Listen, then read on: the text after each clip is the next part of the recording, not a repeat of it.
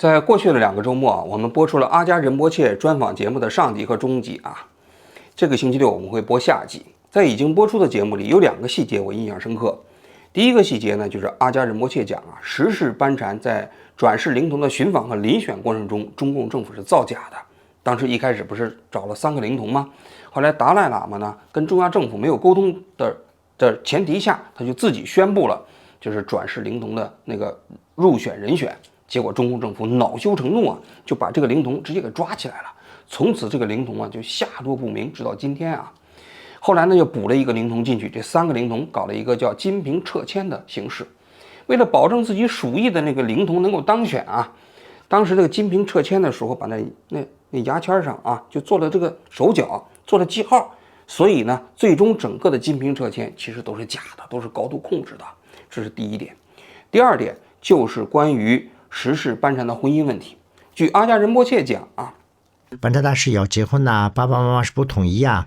他爸爸妈妈就是按照你们藏传佛教的这个习俗啊，不是他已经是这个出家了嘛，而且是班禅大师是历代班禅大师没有结过婚呐。对，那这一代班禅大师要结婚呢，这是一个大事啊。是他们这个老人们都是心里这个想不开啊。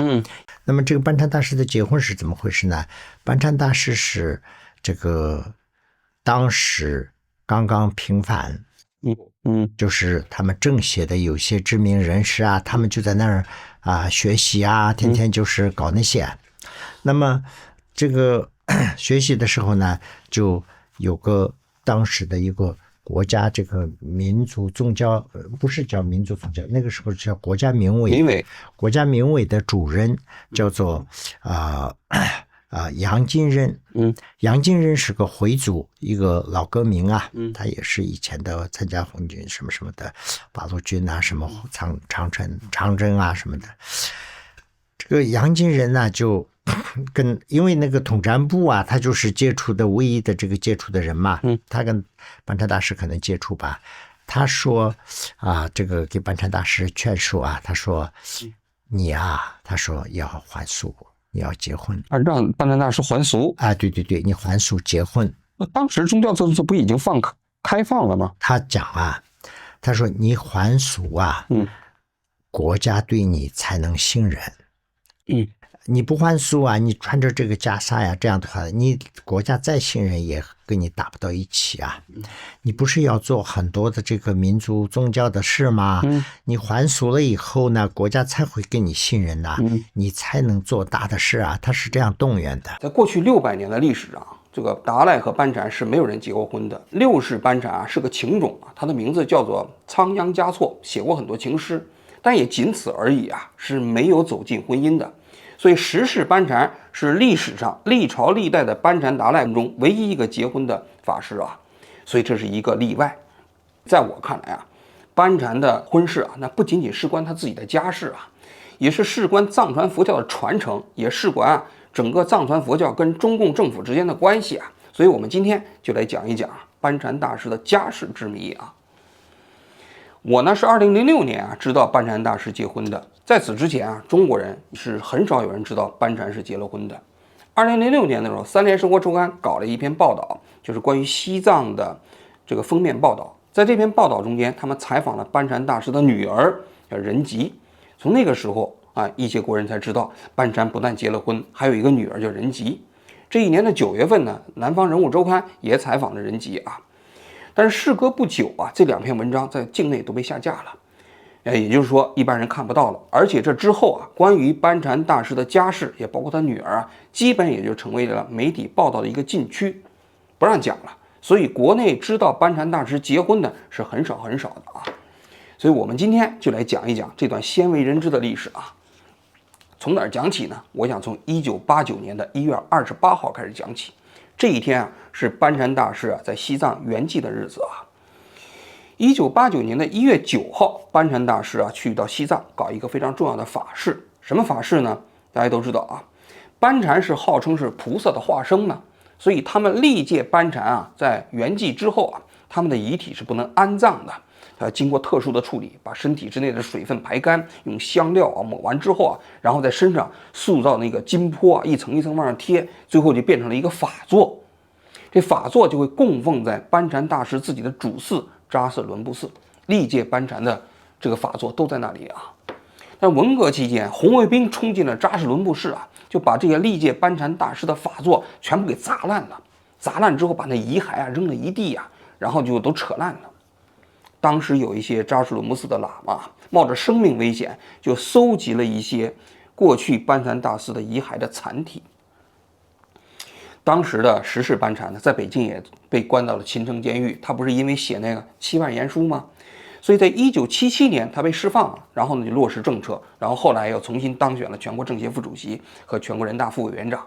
所以他心心念念有一个想法，就是要把历届班禅大师的陵墓重新安葬起来。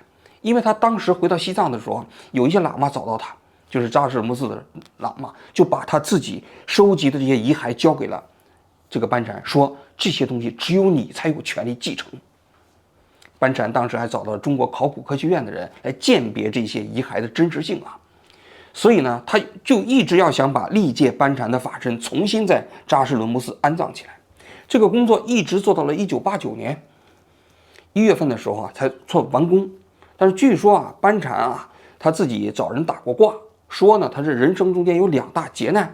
第一个劫难有10年牢狱之灾，那这个实际上已经应验了啊。文革期间不是被关了10年吗？第二个说他在50岁的时候有一个劫难，如果能闯过去，他就能活到80岁；如果闯不过去，那就非常麻烦啊。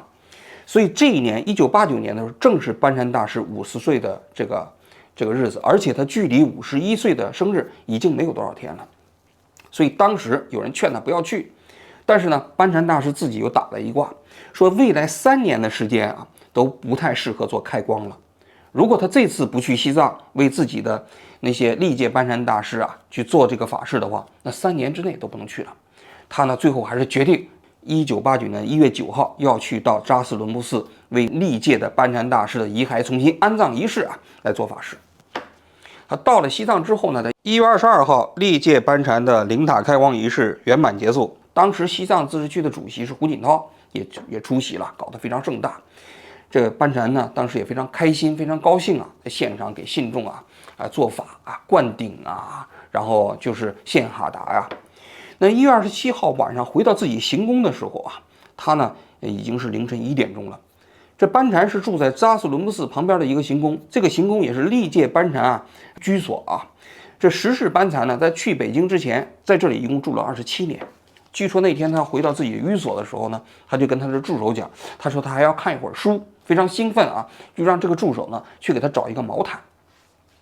结果呢，到凌晨4点钟左右的时候，班禅据说醒过来说自己的心脏不舒服，就找来了医务人员，医务人员就给了他2片药。吃完之后一觉就睡到了早上8点钟左右。这个医务人员进来问他怎么样，他说没事儿，挺好的。结果5分钟之后，班禅大师据说是这个心脏病发作，就一下子撒手人寰，圆寂了。那么当天这个听到这个消息之后在北京那边就连忙开始组织人过去这是班禅大师的妻子李杰就乘坐了温家宝的专机就先行飞到了拉萨。跟他一个飞机的呢是统战部的部长严明富，再加上带上北京的医疗小组到了拉萨之后呢，他们改乘直升飞机到日喀则，因为当时日喀则没有机场所以落不了大型的飞机。据说那天是瓢泼大雨扎什伦布寺的这些喇嘛就在大雨中间迎接这些北京的客人那官方报道的信息里头讲到据说是李杰到了现场，有人从班禅大师那耳朵里喊了一句，说李杰来了，用藏语结果班禅大师的心脏又跳动了一下，然后又重新恢复了平静。但是真实的信息是怎么回事呢？说李杰他到了现场之后停留的时间很短，又拿了班禅大师身边的一个锦囊，然后呢就匆匆离开之后重新要赶回到机场。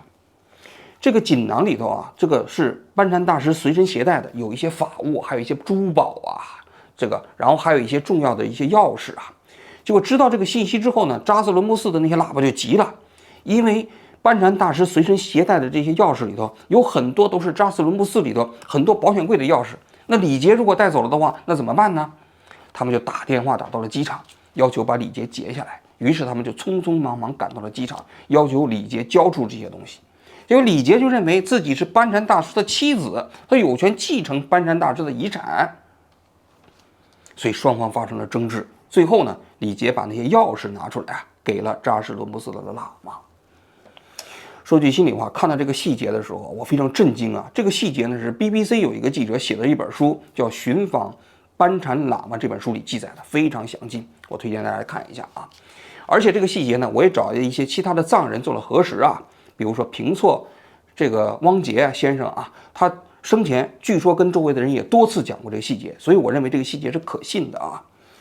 所以当时李杰可能认为他自己作为班禅大师的妻子就是有权继承嘛，但是在藏传佛教看来啊，所有的这个班禅也好，达赖也好啊，他们其实都是转世的菩萨，那么这些遗产啊，他生前有拥有的这些财富啊，那都要由未来转世的这些班禅来继承，而不能由班禅的家人来继承啊，因为历史上也没有班禅的家人呢，所以双方的矛盾就由此而产生了。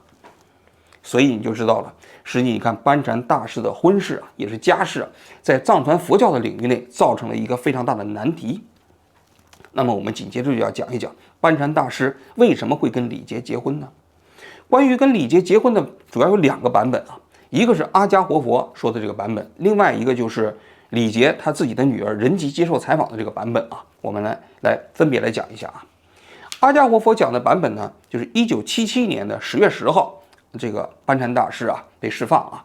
刚刚释放的时候呢，政策并没有完全落实，所以当时的班禅啊是在人大上班。上班的时候，据说统战部的那些领导见着他啊，都管他叫小班小班的，叫班禅嘛。他当年只有40岁啊，对他的心理压力比较大。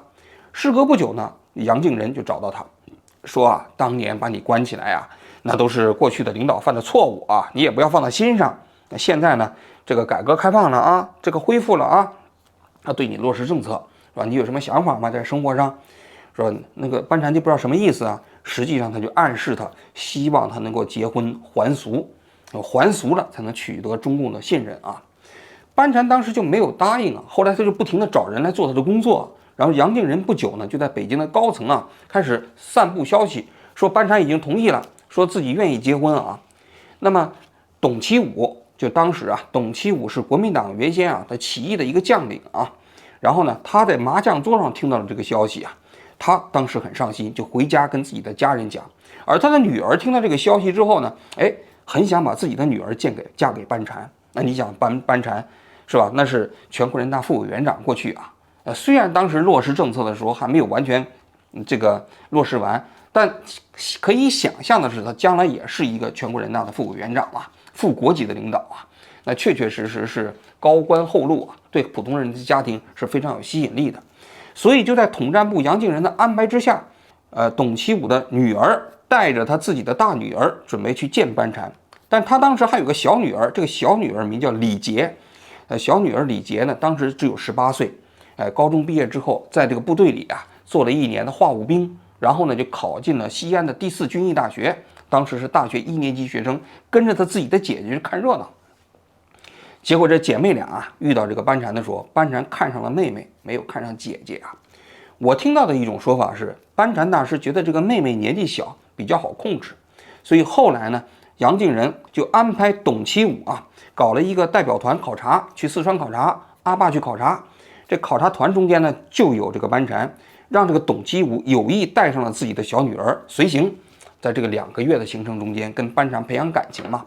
回来之后呢，这杨敬仁呢就让班禅给中央写一封信，主动打报告，说自己想要结婚，自愿的要跟李杰结婚。据阿伽仁波切讲啊，说这个报告上午打上去，中午就拿回来了，神速批复。所以当时中央啊肯定是非常支持这样的一个班禅结婚的啊。但是没过多久，据说中央就有点反悔了。为什么反悔了呢？阿伽仁波切没讲啊。我查了一下当时的那个发生了什么事情啊。1978年的8月份啊，达赖喇嘛当时也一直在跟中央政府谈嘛。结果呢，达赖喇嘛派了一个代表团回到北京，然后呢，这个代表团呢就重新访问了西藏。结果没想到，这个达赖喇嘛的代表团啊，回到西藏之后，受到了西藏信众的热烈欢迎啊，万人空巷啊，很多人呢就在排着队啊，要跟他们见面啊。这个行为啊，引起了中央政府的高度警惕啊。中共政府说，这达赖喇嘛已经都流亡这么多年了，他还不是他本人回来，他的代表回来，就西藏这么多人欢迎啊，这还得了啊？那你想想，班禅本来跟达赖之间比起来啊，他的这个影响力在西藏就不如达赖，不如达赖喇嘛。那如果班禅要是还俗了，结了婚了，那是不是在西藏信众中间的影响力就更不如达赖了呢？所以是不是这个时候因为这个因素反悔的，那我们就不知道了啊。但是阿加仁波切提供了一个消息，说邓小平说这个让这个班禅结婚不好，会让人觉得感觉不好。这感觉不好是不是我说的这个因素？我分析这个因素，我们就没有这个证据了。总而言之，实际上是1978年6月份打的报告，这两个人结婚已经到了1979年的1月28号，半年之后了啊。所以这中间还是有一些折冲反复的。结婚的时候呢，主持婚礼的那个人叫夏荣嘎布，这夏荣嘎布是青海省的副省长、省委副书记啊，他来主持的婚礼。邓颖超当时参加了他的婚礼啊，当时北京的很多高官都参加了。1983年生下了他们的女儿叫仁吉，邓颖超啊、习仲勋夫妇都到他们家里专门去看望啊这两口子啊，然后呢，邓颖超就给孩子起了一个名字叫团团。所以仁吉的小名叫团团就是这么来的啊。据当时北京的高层讲啊，结婚之后的班禅啊，跟他的妻子李杰啊，经常出入一些活动嘛。当时大家都管这个李杰叫公主，文成公主的公主嘛，是吧？就管她叫文成公主，因为的意思就是说她是个汉族人，然后嫁给了班禅。然后呢，你看这不就跟历史上文成公主和亲是一样的吗？他们过上了一个充满特权的生活啊。因为班禅后来很快就恢复了职务，先是全国政协的这个副主席，后来又当选了全国人大的副委员长。那按照中共的级别啊，你到了副国级，尤其是副委员长这一级别啊，那是有很多特权的。比如说，他们家一开始住在了东总部胡同57号，这个呢是周恩来当时给他安排的。这个房子最早是沈钧儒的住宅，后来给他接到北京之后，先住到这儿，紧接着在西山，他们也分到了一套别墅啊。全家老小有40多个工作人员为他们服务啊。据仁吉自己回忆啊，他说他小的时候，他身边有6个工作人员，来负责他的所有的行为啊。那你想想，他过上了过去啊这个封建贵族般的生活啊。这是阿加仁波切所讲的版本啊。那么关于班禅啊跟李杰结婚，还有一个版本就是仁吉接受采访的版本。仁吉呢，一个是我刚才讲了，接受南方人物周刊的采访，还有一个3联生活周刊的采访，还有他自己写的一个自述啊。他这3部分的内容应该说大同小异。他怎么解释的呢？他说啊，实际上他爸也就是十世班禅啊，跟他妈妈李杰第一次见面是在北京火车站，也就是董其武带着自己的小女儿到四川搞察这一次。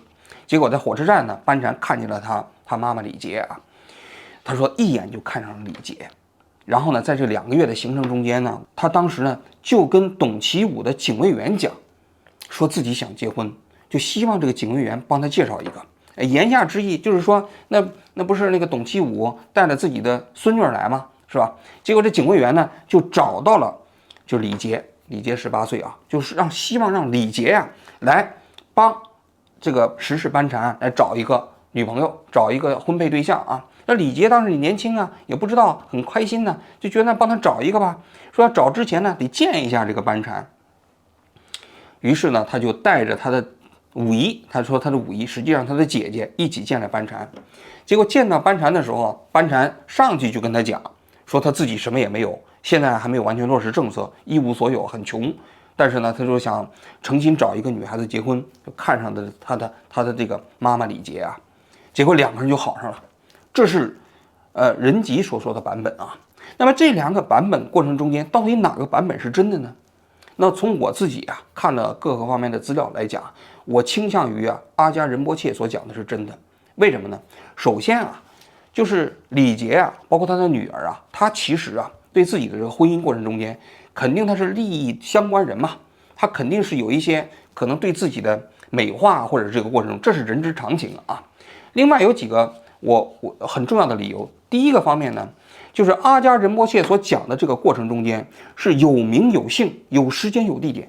你比如说，他讲到了他到北京之后啊，这个东总部胡同见到了班禅大师的父母，班禅大师的父母反对这个婚姻。他当时就讲到，他说当时啊，这个中共啊是派了青海省的那个叫夏荣嘎布到这来专门来说服他。这夏荣嘎布是青海省的这个副省长嘛，省委副书记嘛，其实也是宗教人士啊。他当时班禅大师的母亲就说，他说这个夏荣嘎布自己就结了婚，就专门来劝自己的儿子结婚。他说这个历届班禅都没有结过婚呢，是吧？这是有名有姓的。他说，当时实际上是一开始想找另外一个，就是青海省的那个副省长啊，这个副省长名字叫扎西旺徐，让扎西旺徐啊来找这个班禅来做工作。结果这个扎西旺徐当时一口回绝了，于是就让这个夏荣嘎布啊来做班禅的工作啊。后来班禅大师在1979年1月28号在民族文化宫结婚的时候啊，这个主持婚礼的就是这个夏荣嘎布。所以你可以看到了吗？就是阿加仁波切啊，在回忆整个这个过程中间是有时间、有地点、有人物、有细节的。但是呢，就是仁吉啊的回忆啊，实际上你可以看这时间线有点错乱。为什么呢？他说他的父亲呢跟他的母亲第一面是在这个火车站见到的，见到之后呢然后呢后来他又说他母亲没有见过班禅活佛啊，然后要跟班禅活佛去见一面，又带着他的自己的姐姐啊。你想一想，班禅这样的人如果想结婚，他能跟董其武的警卫员私下去讲吗？作为他那样的一个位置的人，这不合常理啊！对于中共的高官来讲，尤其是像这个时事班禅这样的宗教人士，他要想结婚，他不得跟自己的统战部的官员沟通，他会去跟董其武的这一个警卫员去讲吗？然后这警卫员会找一个18岁的女孩子去给他介绍吗？所以你就可以看到，这个仁吉本身所讲述的这个故事啊，在我看来不太合乎常理。所以我的看法是，阿加仁波切关于时事班禅结婚的这个细节上啊，阿加仁波切所讲述的更有说服力啊。1979年的1月28号啊，这时事班禅跟李杰在民族文化宫结了婚。大家有没有觉得这个日子有一些蹊跷啊？就是班禅大师跟李杰结婚的日子是1979年的1月28号，他圆寂的日子是1989年的1月28号，整整10年。也就是说，他结婚的日子跟他圆寂的日子是在同一天。我们不知道啊，这中间是不是冥冥之中有一些定数啊？但确确实实这个数字实在是太巧合了。那么李杰啊跟班禅为什么结婚呢？ BBC 的记者啊在写这本书的时候呢，他在北京曾经见到李杰，就在东总部胡同这个房间里见到了李杰，那个场景描述的非常精彩啊。说他见到李杰的时候啊，李杰从房间里走出来啊，他就跟这个 BBC 的记者讲，他说很多人都说他之所以嫁给这个时事班禅，就是看上了时事班禅的地位和金钱。